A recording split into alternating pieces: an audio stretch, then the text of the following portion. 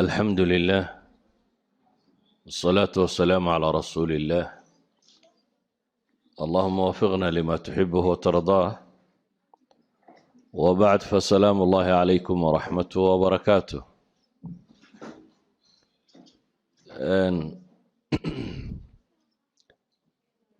درسه إن شاء الله تعالى وحكو سابسين حديث كمده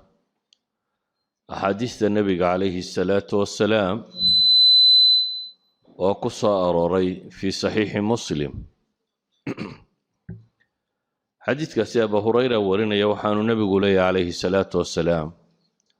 المؤمن القوي خير وأحب إلى الله من المؤمن الضعيف، وفي كل خير، احرص على ما ينفعك واستعن بالله ولا تعجز، وإن أصابك شيء فلا تقل لو أني فعلت كان كذا وكذا، ولكن قل قدر الله وما شاء فعل، فإن لو تفتح عمل الشيطان. نبي عليه الصلاة والسلام حديث كما حكوت المامية قيب حكو سفين يا قفك مؤمن كا حقا يسدوغ خير بدن يهي كي ضعفك كتشره. قيبها الضمانة وحكوت المامية النبي عليه الصلاة والسلام وصينا يددك مسلمين تا وحنا بيقول المؤمن القوي مؤمن كحوقه قوة لشيغيا ومعنى بلارنتي. علماء ضبط وكمية إمام النووي رحمة الله عليه وحليه: والقوة في الدين والتقوى والعبادة. قفك مؤمن كي كحوقا عقيدة ديس هي دين تيس هي عبادة ديس كاول سكوة الرعسي سين كاسا خير وأحب إلى الله كخير بدن وألكتي سلقاقتش عليهي من المؤمن الضعيف. مؤمن كعقيدة ديسا أما إيمان كيسا أما عبادة ديسا أما أعماشيسا آخرة أي ليدته. وحكلا علماء كتل المامان المؤمن القوي. المؤمن القوي الرجل القوي هذا أي القوي في رجولته كاسوا معناه لبعض علماء التلمامة وحويان إن قوة الله إطلاقه ومؤمن كحوق بدن له، سواء هدو حوق جريدي هاي أو دي جهادي عبادة يكو استعماله، أما هدو حوق عقليادي هاي، أما هدو حوق علميادي هاي، أما هدو حوق عبادي أي باب حوق وقل كرابي لي. marka mu'minka awoodda badan leh ee awooddiisa si khayrka u adeegsadiya iimaanka iyo intaajka iyo wax soo saarka, mu'minkaasaa ka khayr badan mu'minka daciifka ah. culimmadu waxay yidhahdaan fil asli dee quwada waa layna faray: waaciddu lahum ma statactum min quwa baa ilaahay yidhi markii gaalada iyo jihaadka laga warramayay. waxaa u diyaarsataan wixii xooga a awoodaan oo dhan baa la yidhi. idan xooggu في كل أبوابه هذه خير له أديك سنة يوا خير. وواحد هذا مؤمنك شرهان حق بدن قوة بدنية له خير كوا أديك سنة ده كوا احتر بدنية مؤمنك ضعيف كاسكليته يعني سقوا واحد بدن قبل كرنين. مؤمنك حقه في علمه وفي إنتاجه وحصصار كيسيا قونتي سي حق بدن تهي dadka ku anfacaya wuu ka fadli badan yahay kii jahliga ku jiray amase kii aan muntijka ahayn ee laysiga ahaa, kii qofkii iska fadhiyaan wax soo saarka lahayn. waxay duuduub ahaan tilmaamaysaa quwadu xataa quwa albadaniya. qisadii matala nebi muuse ilaahay markuu ka warramayay reer u yimi magaalada meesha dadku xoolaa waraabsanayaane laba hablood ay xoolahoodii cidlo ula baxeen. maxaa idinku dhacay buu yidhaha xoolaa waraabsan weydeen. waxay yidhahdeen annaga aabahayana waa gaboobay, yacni waa daciif maa yaqdir shay. annaguna ma gallo raggu meeshan ay isku jiidhayaan ilaa iyo ay ka baxaan. dabeetana wuu u waraabiyey. hadhow inantaasi markay aabbaheed la hadlaysay ee rabtay ninkan in reerka aanu ka tegina si uun loogu hayo أيا واحد تري يا أبت استأجره إن خير من استأجرت القوي الأمين أبو نكن شقالي سي سبيتري وأجير كدك إن خير من استأجرت القوي الأمين بيتري قف شقال الله درته وحأوفي عن قف حوق له وقوي وحي قبن كرية أماننا له إذا النبي عليه الصلاة والسلام وحينات المام يا مؤمن كحوقا ويقول الرسول إلهي رمينتي سيا طاعدي سيا عبادتي سيا أعماش آخر كحوقا تدباتش راسدك لو حوق بدن لكن مركا اعتماد عبادات كي دينتي عقيدة ضعفاء كان كو واقف باب كاسي كحوق له كلبات وقف بين هذا منتجة قف وحصاصار له كاسيوك خير بدن مؤمن كضعيف كا هذا نوح النبي عليه الصلاة والسلام وفي كل خير مؤمن ودنا خير بكجرة توقفك إيماني عمل لي مهلا بك مرتبة سرية خير بكجرة وحيد هذا علماء البلاغة مسألة كلا الاحتراز بين هذا نو وحيكت المامان قفكو انتو وري راهضو إن سيابك الآن لو فهم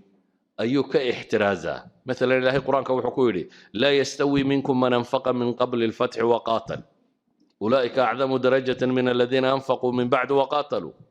مص النبا إلى هيري كوي فتح مكهر حولها بحيات دقا الله ما يدين توسوها القمي كوا سا درجة سرية وفتح مكة وحي كدن بي وحي مركاي السلامية وحقبطيميان وحدو ترسيس لهين هداد سيدا وفهم لهيد ويقلدم لهيد لكن إلهي بكسي جوابه وحولي وكلا وعد الله الحسنى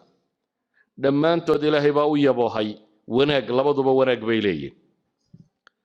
سيدا وقيد مثلا قصة النبي داود يا نبي سليمان وحكمي مركا إلهي تلمامي يوحولي وداود وسليمان إذ يحكمان في الحرث إذ نفشت فيه غنم القوم وكنا لحكمهم شاهدين ففهمناها سليمان بإلهي واحد أستاذ نبي داود يا نبي سليمان مركي أي حوله بيرتا قالي حكوميين وحي إلهي كنت المامي ففهمناها سليمان نبي سليمان بانو فهمسين نبي سليمان بان فهمسي داود وحقرن ما يمياه ما يسأن كان لوغا فهمين بإلهي وكلنا أتينا حكما وعلما لما أنت دوحا نسيني بإلهي سبحانه وتعالى حكميه هي علمي با لبضو بعد ما أنت دوي لهاي آيات كلا لا يستوي القاعدون من المؤمنين غير أولو الضرر والمجاهدون في سبيل الله بأموالهم وأنفسهم فضل الله المجاهدين بأموالهم وأنفسهم على القاعدين درجة وكلا وعد الله الحسنى على كل نحن وصعنا وفي كل خير إني تلماميسو مؤمن كإيمان صحيح لغاها لا طاعدي سليمي كل بينه خير كسوغي لكن markay timaado mu'minka in classification lagu sameeyo in la kala sooco inuu ka qawiga iyo ka khayr badan yahay ka daciifka abu nabigu tilmaamay alayhi salatu wasalaam qaacidada markuu nabigu sheegay ayuu wuxuu inoo tilmaamayaa dardaaranana siinaya dardaarankani waxa uu sheegayaa wixii qofka mu'minka qawiga ka dhigi lahaa maxaa qofka mu'minka xoog u yeelaya wuxuu nabigu yiri kow احرص على ما ينفعك waxaad ku dadaashaa oo ilaalisaa waxa ku anfacaya nolosha aynu joogno bini aadamku waqti isku mid u haystaa waqti isku mid ah inta badan dadku 60 jir 50 jir 70 jir meelaha waa soo wada gaadha laakiin midhaha yaraadka ay dunida kaga tagaan iyagoo isku waqti noola waa kala nooc sababta uu kala noociyna waa mas'aladatan amalka bini aadamku qabta waa saddex qaybood mid oo inuu yahay qayb ku anfacaysa qayb wax tarta akhriya dun manfacuun leh iyo inuu yahay qayb wax dhibta akhriya duma dhibaato kuugu jirto iyo inuu yahay qayb aan manfac iyo madaro toona lahayn laba inaad ka tagtaa marka la raba midna qaadatid wuxuu nabigu leeyahay ihras ala ma yanfa'uk waxad ku dadaashaa waxa ku anfacaya waqtigaaga iyo maalintaada iyo xooggaaga iyo cilmigaaga iyo aqoontaada iyo hantidaada iyo garaadkaaga iyo waxaad awood leedahay oo dhan waxaad ku isticmaashaa waxa ku anfaca. taa macnaheedu waxa weeyaan waxaad ka tagtaa wixii ku dhibaya ka tag. waxaad kaloo ka tagtaa waxaan macnaha samaynaynin. dadka in badan oo ka midi waxaabay dhib ku ah waqtigoodaba, marka waxay raadinayaan waxay ku dilaan, waxay ku madadaashaan. madadaaladu waa wuxuu rabo qofku inuu waqtigiisa ku baabi'iyo, xooggiisa iyo xoolihiisa iyo caqligiisa ku baabi'iyo, aan adduunkana manfac ku lahayn, aakhirana manfac ku lahayn. adduunna wax kama tarayso waxaan u wadaa, aakhirana wax kama tarayso. qofna isagu wixii dhibayay baabuu waqtigiisii ku bixiyey,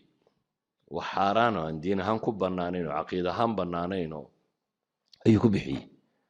nabigu calayhi salaatu wasalaam markaa wuxuu ina leeyahay ixris calaa maa yanfacak, calaa maa yanfacuk, ku dadaal waxa ku anfacaya. bitacbiiri ahli lcasri waa waxay yidhahdaan kun muntijan aw kun iijaabiyan. qof wax soo saar le ahaw, qof wax tara ahaw, qof wanaagga qabta noqo. noloshaada maalintii waxaad qabanaysaa waa inaad isweydiisaa ma manfac adduun buu kuu leeyahay mise manfac aakhiro kuu leeyahay. haddaad waxa labadaa ka dhex arki weydo waa wixii lagu yidhi ka tage ka tag. haddaad manfac adduun ka weydo ama manfac aakhiro ka weydo waxtar ma leh. sheekada ugu badan ee soomaalidu ka sheekaysaa waxtar ma leh. siyaasadda iyo qabiilka iyo reeraha iyo waxa laga sheekeeyo oo dhambe waxtar ma leh. kubadaha iyo cayaaraha iyo wax la daawado oo dhambe waxtar ma leh. wararkan habeen iyo maalinba la dhegaysanaya la wado intooda badan waxtar ma leh. wax badan aan waxtar lahayn baa dadku waqtigiisii ku qaada. nebiguna wuxuu tilmaamayaa min xusni islaami almar'i tarkuhu maa laa yacniih. qofka muslimkaa islaamnimadiisa wanaaggeeda waxaa ka mid ah isagoo ka taga waxaan macno u samaynaynin. tarkuhu maa laa yacniih, waxaan isaga khusaynin. waxaan ku khusaynin waxna ku taraynin. maanta dhaa haddaad ka waranto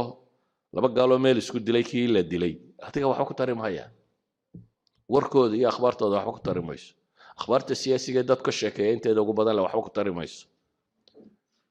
waxyaabahan ka sokeeya iyaguna cayaarahan iyo madadaadadan iyo whatsappkan iyo snapchatkan iyo waxa la wadoo dhami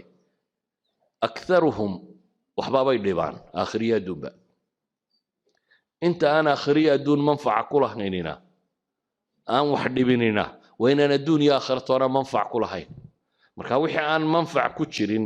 mid adduuniya mid aakhiro waa inaad ku xisaabtantaa inaad waqtigaaga iyo xoolahaaga iyo xooggaaga iyo caqligaaga inaad gelinin. sidaa awgeed buu nebigu wuxuu ina leeyahay ixris calaa maa yanfacuk, wixii ku anfacaya ku dadaal. intaa kadib buu nebigu wuxuu leeyahy calayhi salaatu wasalaam wastacin billaah, ilaahayna kaalmayso. ilaahay kaalmayso macnaheedu waa in qofka mu'minka ahi wax kasta oo uu qabanayo ama uu ka fakerayo wuxuu rumaysan yahay inuu ilaahay gacantiisa ku jiro. qofka mu'minka ee dhabta ahi quruur kuma dhaco iyo cujb, isla weyni iyo anaa caqli badan iyo anaa karti badan iyo kaama rumaysana. qofka muslimkii wuxuu rumaysan yahay ilaahay inuu mar kasta u baahan yahay, mar kastaba inuu ilaahay u baahan yahay. saa daraaddeed baa ilaahay qur-aanka wuxuu ina baray mar kastoo inuu ilaahay sortaagna inaynu akhrino iyaaka nacbudu wa iyaaka nastaciin. ilaahu adaanu ku caabudaynaa keligaa baanu kaa kaalmo dalbaynaa. qofka muslimka ahi mar kasta baahidiisa waa qof ilaahay u bandhiga, waa qof muujiya inuu yahay addoon daciif ah, waa qof rumaysan laa xawla walaa quwata ila billaah. wuxuu rumaysan yahay waa kanzun ayuu nebigu ku tilmaamaya calayhi salaatu wasalaam. cabdillaahi ibnu qays buu nebigu yidhi ma ku tusiyaa kanz min kunuuzi ljanna, khasnadaad jannada ka mida makuu sheegaa? faqultu balaa yaa rasuul allah, haa buu yidhi ilaahay rasuulkiisiiyow. xadiidka saxiixayn ku yaal nebigu wuxuu ku yidhi markaa laa xawla walaa quwata ila billah weeyaan. laa xawl xeelad malihi iyo awoodtoona ilaa billaahi mooyaane, ilaahay oo aan gargaarsada mooyaane anigu xawl iyo xeelad iyo quwo iyo itaal midna ma lihi qofka muslimka ah markaa waa qof baahidiisa ilaahay u bandhiga nabi maxamed calayhi salaatu wasalaam saxaabigii uu jeclaa ee mucaad ibnu jabal wuxuu ku yidhi yaa mucaad wallahi innii la uxibuk ilaahay baan ku dhaartay mucaado waan ku jeclahay buu nebigu yidhi calayhi salaatu wasalaam markaasuu mucaadna uu yidhi ilaahay rasuulkiisii arguna waa ku jeclay nebigu calayhi salaatu wasalaam markaa wuxuu yidhi kelmadaan ku barayaa ee salaad kasta dabadeed ha ka tegin mar kastoo aad salaad tukato farala erayadan ku dhawaaq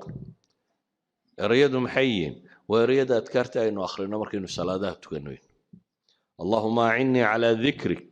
wa shukrik wa xusni cibaadatik wuxuu nebigu ku yidhi calayhi salaatu wasalaam mucaad ibnu jabal waxaad tidhaahdaa ilaahayow iigu gargaar xuskaaga inaan ku xuso aanan ku ilaabin inaan kuu mahadnaqo aanan kaa gaaloobin iyo si fiican inaan kuu caabudo ilaahu kaa iigu gargaardhe nebigu calayhi salaatu wasalaam markaa wuxuu inagula dardaarmayaa kow ixris calaa maa yanfacak wixii ku anfacaya inaad ku dadaasho waxaan ku anfacayn inaad ka tagto isla markaana inaad ilaahay tala saarato oo ilaahay subxaanahu watacaala aad u tala saarato wax walba wuxuu nebigu raaciyey markaa taa cagsigeeda waxaa dadka u diiday inay wax qabtaan walaa tacjis buu nebigu leeyahy calayhi salaatu wasalaam tacjis iyo tacjas labadaba waa la odhan karaa buu yidhahdaa imaamu nawowi laakiin kasrada caana walaa tacjis ha caajisinku waa maxay qofka bini aadamka laba wax baa ku dhaca bay yidhaahdaan alkasalu waalcajsu bay yidhaahdaan kasalku waa qofka wahsiya cadamuliraada waa qofku aan doonisba lahayn inuu wax qabtaba rabin cajsiguna waa qofkii raba inuu wixii qabto laakiin haddana qaban karila u taagla cadam alqudra shaqo kastoo la qabtaa waxay dhahdaan labadan shay buu camalku ka kooban yahay inaad waxaad doonaysid iyo inaad awoodid markaasuu camalku kuu qabsoomaya inaad doonaysid inaad qabato iyo inaad awoodo nabigu calayhi salaatu wasalaam markaa wuxuu tilmaamayaa inaynan cajsinin dadka badh ayaa wax kastoo ay qabtaan taswiif ku sameeya insha allah berraan samayn doonaa war maanta aad qaban karaysaa maxaa berri camal kale u dhigo maya berraan samayn doonaa wax kasta berru u dhigaya ama maahe brogramyo iyo barnaamij buu degayaa markaasuu leeya insha allahu saasaan yeelaya sanadka dambe qur-aankaan xifdinaya sanadka dambe waxaan rabaa jaamacadda ee balas inaan kaga baxo insha allah waxaan rabaa waqtiga soo socda tijaaradaasi inaan galo waxaan rabaa kutubtaa inaan dhigto waxaan rabaa cibaadadaa inaan sameeyo laakiin afku ka leeyahay waa barnaamij afka ah camal ma gaadhayo isuma bedelayo maxay wax camala isuma bedelayo in wax la bilaangareeyaa ma xuma laakiin waxaad bilaangaraynaysaa waa inuu yahay waxaad awoodoo qaban karaysa marka koowaad shay fii maqduurik waa inuu yahay waa inaad qof riyoonaya noqon dadka badh baa day dreaming adoo soo jeeda inaad riyooto maaha waxaanad samayn karayn haddaad iskaga wadwado waa riyo kale un dadkii hurdaa riyooda dadka soo jeedana qaar baa riyooda oo mar haddaad waxaanad qaban karayn aad ka fekerayso waad riyoonaysaa waxaad balaangaraysay waxaad qaban karta waa inuu noqdaa marka labaadna waa inaad fulisaa fulintu dadka badh baa fulanima haysaa armaa dadku kula yaabaa armaa si xun lagu eegaa armaa shaki unbaaba iskaga soo ururaya dadka badh oo wixii uu qaban lahaa u diidaya armaa lagu idhaahdaa waxaan wuu istusaya waxaan kan buu samaynaya laakiin nebigu wuxuu ina leeyahay ixris calaa maa yanfacak wastacin billaah walaa tacjis marnaba ha caajisin bale nebigu calayhi salaatu wasalaam saxaabigii u shaqayn jiray anas ibnu maalik ahaa ayaa wuxuu leeyahay anuu nebiga u shaqaynaya wuxuun baan maqlaa isagoo ku celcelinayoo leh allahuma innii acuudu bika min alhami waalxasan waalcajsi waalkasal waalbukhli waaljubn wadalaci addayni waghalabati alrijaal isagoo ku celcelinayo le ilaahu waxaan kaa magan galay warwarka iyo walbahaarka iyo tiiraanyada iyo murugada. hamigu waa waxa soo socda uu qofku ka warwaro mustaqbalka oo la madoobaada oo dabeetana qofku warwaro. xusniguna waa wixii ka tagay qofka oo tiiraanyo iyo murugo ku reeba. idan waa laba warwar ama laba walbahaar, laakiin waxay ku salaysan yihiin midna waa wixii tagay, midna waa waxa soo socda. nabigu calayhi salaatu wasalaam labadaba ilaahay buu ka magan galay. wuxuu kaloo ilaahay ka magan galay alcajsu walkasal. waa labadan xanuun aynu hadda sheegaynay. qofku inuu cadam alqudra, inuu wax awoodi waayo, ama in doonistuba ka dhimato. doonistuba inay ka dhimato. oo dadka badh baa wahsiga iyo hurdada mooda inay nimco tahay. waa raaxaysanaya buu leeyahay, deetana wuu jiifaya saa baktiga. waxba nolosha hurda kuma soo kordhiso. qofku waa inuu hurdada seexdaa intuu uga baahnaa uun, intuu caafimaadkiisa ku ilaalinayay, intuu nashaadada jidhkiisa uu dib ugu soo noqonaysay. sidaa awgeed buu nebigu wuxuu ilaahay ka magan galay wahsiga iyo waxtaryarida. wuxuu kaloo ilaahay ka magan galay bukhliga iyo jubniga. jubnigu waa baqaha. waa qofku markuu wahsado dee wixii uu ka baqaya, dabeetana si aad u sugaysa u leedahay baraad qaban inaad u leedahay ayay iswada fuulaysa. hadhowna waxay gaadhaysaa shaqadii waxaanad qaban karinba. bukhliguna waa wixii oo anfacaagii oo aan dadka gaadhaynin. anfacaagii oo aan dadka gaadhaynin. wadalaci dayni waghalabati rijaal. waxa uu nabigu sheegayna waxa ka ratibma daynta oo kaa xoog badata iyo bini aadamka oo kaa xoog bata. xadiidkani waxa uu tilmaamayaa markaynu soo duuduubno qofka muslimka inuu qof active ah, qof nashiita, qof firfircoon, qof raba inuu wax qabto, qof camal adduunyo mid aakhira midun ku foogan, qof aan noloshiisu khasaare noqonin ama waqtigiisu khasaare ahayn ayuu nabigu calayhi salaatu wasalaam tilmaamaya. walidaalika buu nabigu wuxuu tilmaamayaa waqtiyada qaarkood ayacjizu axadukum buu nabigu yidhi, waar midkiin miyuu kari waayaya an yaksiba kula yawmin 1000 xasana. maalin kasta inaad 1000 xasano shaqaysato miyaad awoodi kari waayeysa? nin raggii meesha fadhiyey baa wuxuu yidhi kayfa yaksib axaduna 1000 xasana. oo midkaa yeesuu 1000 xasano u shaqaysan karaa, 1000 ajara u heli karaa. qaala yusabixu 100 tasbiixa fayuktab lahu 1000 xasana. dee 100 goor baad subxaan allah odhanaysaa iyo waxa lagu qoraya. subxaan allah intay kaa qaadanaysa? 100 gooroo subxaan allah waa less than 1 minute. ka waran hal daqiiqo oo noloshaada ka mid ah haddaad 1000 xasano shaqaysan karto. saacaddii misaad shaqaysan karaysa? waxaa meesha taalla markaa nebigu wuxuu leeyahy qofkaasi subxaan allahi yidhaahda ee tasbiixda la yimaada 1000 xasanana waa loo qoraa, aw yuxatu canhu 1000 khati'a, ama 1000 dambaa laga dhigaa. cajsigu dad buu gaadhay inay xataa awoodi kari waayeen inay ilaahay baryaan.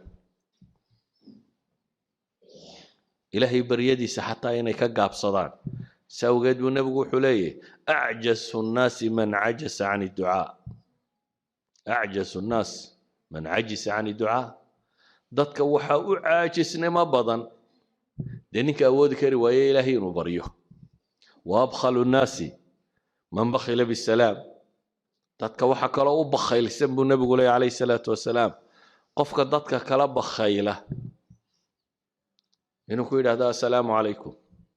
assalaamu calaykum waa duco. inaad dadka u ducaysad kala bakhaylaysa. ayuha alaxiba, waxay leenahay cajsigu marar badan buu noqdaa jahliga. marar badan buu sababta cajsiga keenta ay tahay aqoon darrada. waayo subxaan allahi haddaanad ajarkeeda garanaynin waa aqoon darra ku haysataa. aqoon darradu waxay keentaa qofku inuu waxba qaban waayo. hadaad aragto qof aydhal ah jahlnima haysata. walow uu xoog badan yahay, walow uu dakaagiisu intelligencekiisu uu sarreeyo, walow uu caqli badan yahay, mar haddaanad muntij ahayna wax soo saaraynin waxay yidhaahdaan nolosha waxaa qiimaha ku sameeya ma aha inaad caqli badantay ee waxa weeyaan bay yidhaahdaan inaad hardware kar tahay nolosha taasaa raad ku leh qof xoog wax u qabta inaad tahay garadka badane hadduu hurdo dhalo waxba tari maayo si kastoo aad daki u tahay haddaad qof laysiyatay qof aan firfircoonayn haddaad tahay garaad bandidna waxba kuu kordhin mayso si awgeed buu nebigu wuxuu tilmaamayaa amaba se aan aayadda qur-aana tilmaamo ilaahay subxaana wa tacaala wuxuu qur-aan ku tilmaamay qof dhan oo bini aadam ah oo intuu dembiilo noqday arday u noqday tuke qiyaas inaad tuke arday u noqotid tamardarradu halkay gaadhay saa daraaddeed baa ilaahay wuxuu leeyahy fabacatha allahu ghuraaban yabxathu fi lardi liyuriyahu kayfa yuwaari saw'ata akhiih qaala yaa waylataa acajaztu an akuna mithla hada alguraab fawariya saw'ata akhi faasbaxa min annaadimiin in aadamkii walaalkii dilay markuu dembiga geystay walow xoog weynaayo xooggaa walaalkii ku dilay uu qabay kadib aqoon darrada haysatay waxay noqotay si uu u galo meydkii walaalkii buu garan waayey ilaahay baa wuxuu u soo diray tuka markaa aqoonta ah in wax la xabaalo baray tuka kaloo dhintay god u qoday oo aasay wuxuu baray markaa in wax la xabaalo wuu halaanhalay ama wuu calaacalayo wuxuu leeyahy yaa waylataa acajaztu an akuuna mithla hada alguraab halaagaygiiyow kaalaye ma waxaan ka liitaa ma waxaan ka waxtar xumaaday inaan tukahaasoo kala noqdo idan jahligu tukuu macallinkaaga dhigi dad badan oo maanta soomaaliyeed oo iska fadhiya waxay la fadhiyaan waxay qabtaanba way garan waayeen jahligaa fadhiisiiyey beer si loo qoto ma garanayo wax kale si loo sameeyo ma garanayo aqoon si loo barto ma garanayo jahli baa fadhiisiiyey jahligu markaa dadka wuu dulleeyaa idan aqoontu iyo cilmigu waa min alquwa almu'min alqawiy khayru axabu ila allahi min almu'min daciif wa fi kullin khayr quwada la sheegaya aqoontaa ka mid ah si awgeed ayuu nebigu calayhi salaatu wasalaam inagala dardaarmayaa istacin billaahi walaa tacjiz ilaahay kaalmayso oo isticaanadaada ilaahay kaalmayso hana caajisin qur-aankana ilaahay wuxuu inoo tilmaamayaa in badan baa ilahay wuxuu qur-aanka kaga warramaya reer banu israa'iil oo la leeyahay khuduu maa aataynaakum biquwa war waxaan diinkaanu idiin soo dejinnay war si ijtihaad iyo firfircooni iyo xoog uu ku jiro khuduu maa aataynaakum biquwa baa ilaahay leeyahy nabi muuse maxaa ilaahay leeyahy wakatabnaa lahu fi lalwaaxi min kulli shayin mawcidatan watafsiilan likulli shay fakhudha biquwa wa'mur qawmaka ya'khuduu biaxsaniha ilaahay nabi muuse ku leeyahy fakhudha biquwa si dadaal iyo tamari ku jirto ku qaado khuduu maa aataynaakum biquwatin wasmacuu qaaluu samicnaa wacasayna markii ilaahay uu nebi yaxye la hadlayay waxaa la yidhi yaa yaxya khudi lkitaaba biquwa war nebi yaxyow kitaabka si xooggan u qaada baa la yidhi si jiddiya si ijtihaadu ku jiro si dadaal iyo firfircooniyo ku jirto ilaahay kitaabkiisa u qaada baa la yidhi waxaa qur-aanka ilaahay uu ku sifaynayaa dadka wahsiga iyo cajsigu hayaa inay sifada munaafiqiinta tahay wahsigu ilahay wuxuu leeyahy ina almunaafiqiina yukhaadicuuna allaha wahuwa khaadicuhum waidaa qaamuu ila asalaati qaamuu kusaala munaafiqiinta ilahay wuxuu ku tilmaamay salaada hadday u kacaan waa kuwa kaca iyagoo kusaala ah iyagoo wahsi iyo caajis u hayo walaa yaatuuna asalaata ilaa wahum kusaala salaada lama yimaadaan baa ilaahay yidhi iyagoo xaaladda ku sugan mooyaane ayuha alaxiba markaad wahsato acmaashu way isfuulfuushaa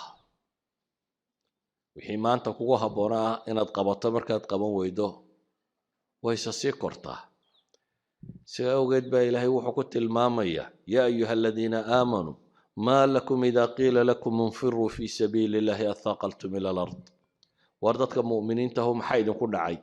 وهدي الله إذا هذا إلهي تيسا وصباح جهادك وصوكع أثاقلتم إلى الأرض بالله محاد لك يدن كعس ليي يا إلهي إلهي سبحانه وتعالى محاد لك سقنا بيساري وكعكير ويدين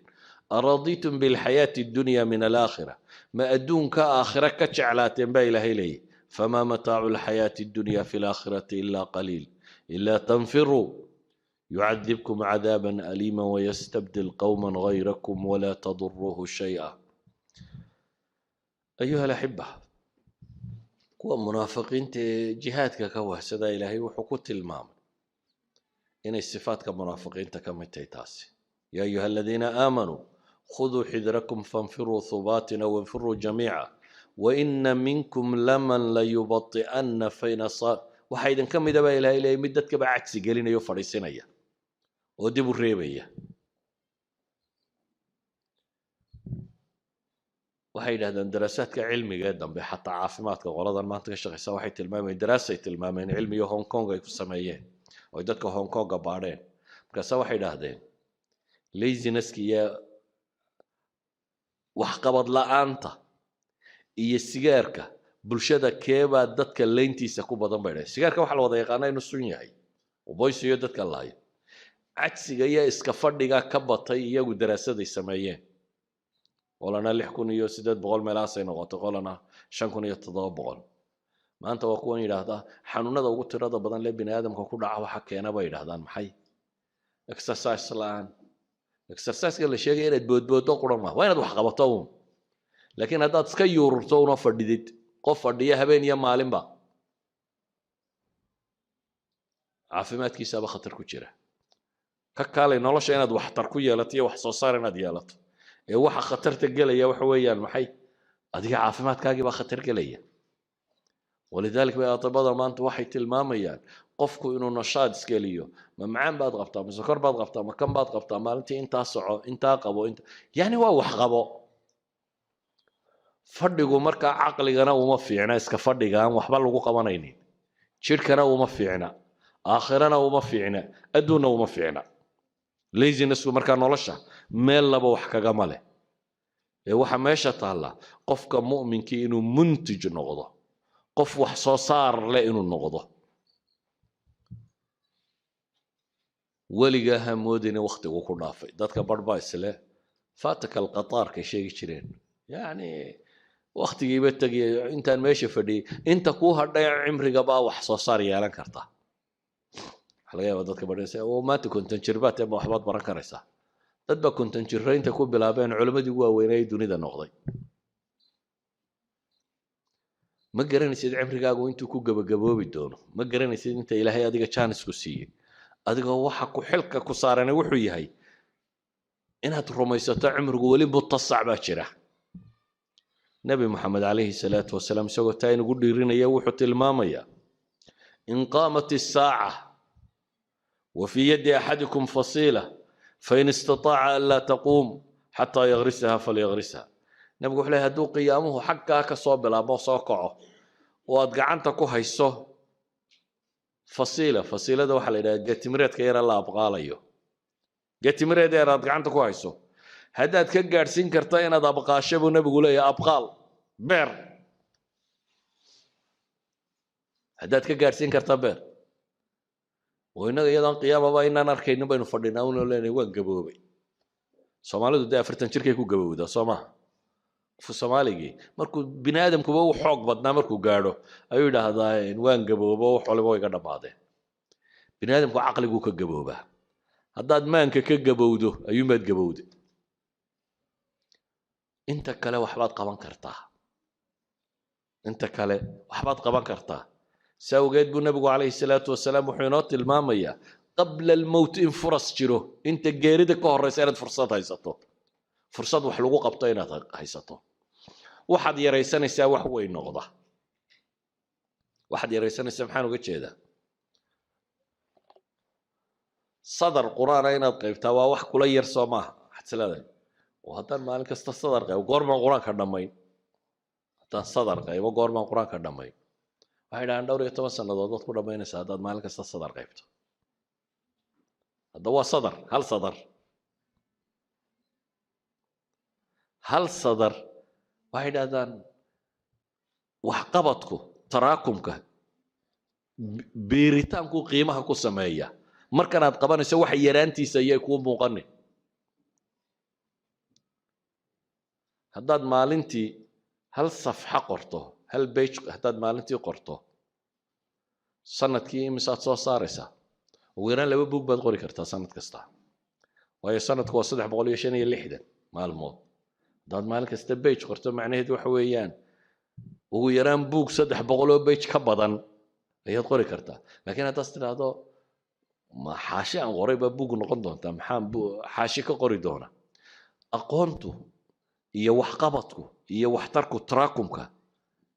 inay biirtaabay wax ku noqotaa wax kasta oo biira aakhirka wuxuu tagaa maxay wax qiimo leh buu noqdaa taasa waxay keensanaysaa inaad waqtiga waxba yaraysanin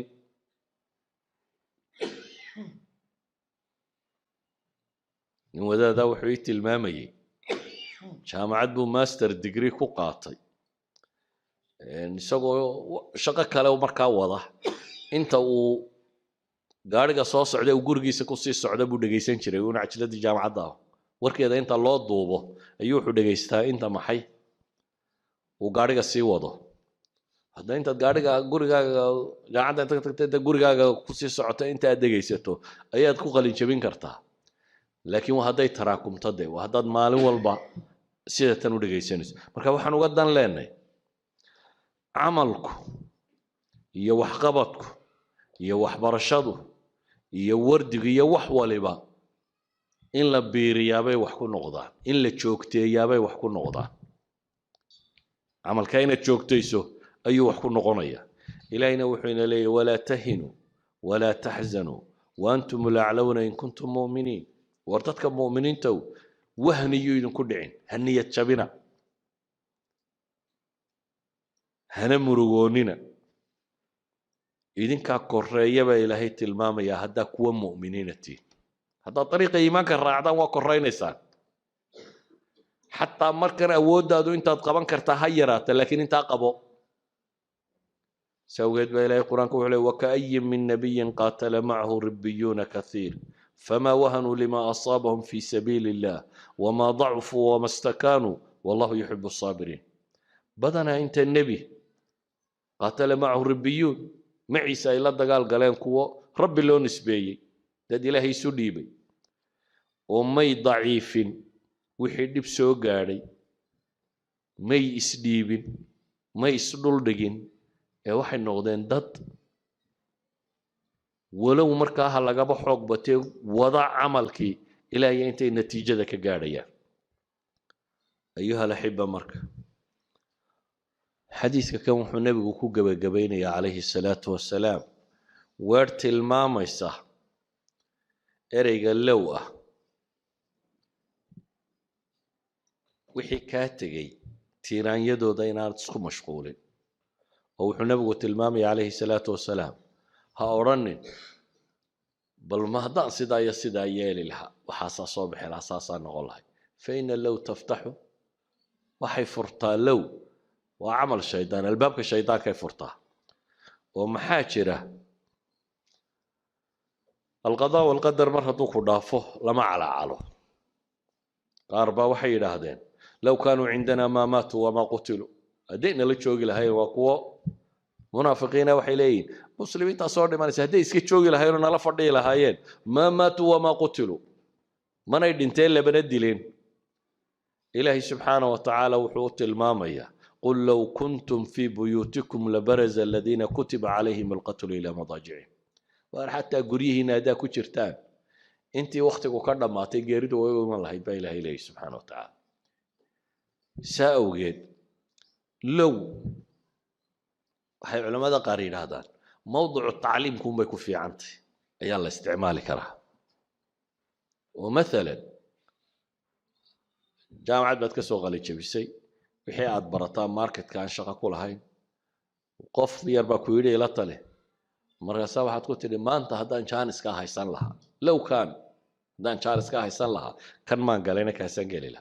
وللتعليم قف كم بعض ربطين تلا ده والنتيجة أنا وضدنا صوم يوم في عينيه واحد سكوت ضيدا محي كان كلينا ساس الدرادات بالنبي لها لو استقبلت من أمري ما استدبرت مركي أيوت المامي دتكي صاح الدي عمرضة ما حاجة صاح الدي حلالو بكروي هدي جودي هدات هدي وضم حلالو ما بيصير هدان أرنكيك هذا وحي صعد في هذا بلاب ملها بالنبي ليه هدينا ما صوك حيين ضدكنا ولا حلالو بالها بالنبي ليه عليه الصلاة والسلام علماء واحد هذا المركع من باب التعليم يما لها هديتهاي وبنانتهاي لكن باب علاعلك هديتهاي بإلين ما بنانا وهو محي قل ما شاء الله كان وين رميستا وما تشاءون إلا أن يشاء الله إن الله كان عليما حكيما وحي تجي وحبك ما بدل كرتين ما دام أنا وحبك بدل كرينين إلهي وحقت الماما يا وما تشاءون إلا أن يشاء الله إلهي وحدون أمه يعني وحق الله إذن دوني كرتان ما جرتو إن الله كان عليما حكيما بل وحدك على صحابة لغاية ما خير كساكو جري وعسى أن تكرهوا شيئا وهو خير لكم waxaan ku soo koobaya marka xadiiska dhamaantiiba nabigu calayhi salaatu wasalaam wuxuu inoo sheegay mu'minka waxtarka ah ee nafciga leh ee xooggiisa iyo caqligiisa iyo wixiisu qabanayo nashiidka ku firfircoon qawiga ah ayaa ka khayr badan mu'minka daciifka ah mu'minnimaduna dhammaanteed waa khayr marka horeba dardaarankaana weyna siiyey wixii ina anfacayana inaynu samayno ilaahayna inaynu gargaarsanno cajsiga iyo kasliga iyo waxaana inaynu iska dayno wain asaabaka shay-un falaa taqul haddii wax sidii aad rabtay natiija u dhici weydana ha odhanin buu nebigu yidhi calayhi salaatu wasalaam haddaan sidaa iyo sidaa yeeli lahaa laakiin waxaad tidhaahdaa qul qadara allahu wamaa shaaa facal faina low taftaxu camala ashaytaan صلى الله على محمد وعلى آله وصحبه وسلم والحمد لله رب العالمين